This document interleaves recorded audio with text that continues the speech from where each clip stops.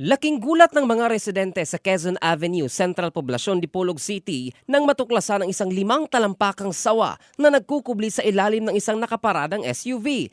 Ayon sa mga nakasaksi, una nilang napansin ang ahas na nakasilong sa ilalim ng isang truck bago ito lumipat sa SUV. Sa takot na maaaring makapinsala ito, agad nilang sinubukang bunutin ang ahas mula sa ilalim na naging agresibo sa proseso.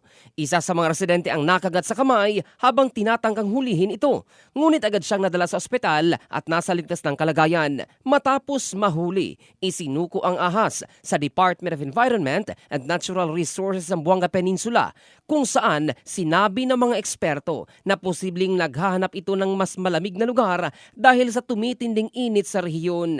Nang suriin, napag-alamang nasugatan ang sawa sa insidente, kaya't isinailalim ito sa gamutan at rehabilitasyon sa Regional Wildlife Rescue Center.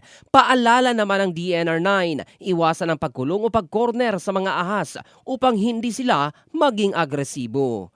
In the heart of changing lives, ito si Jofel Candado ng Brigada News Philippines, the Music and News Authority.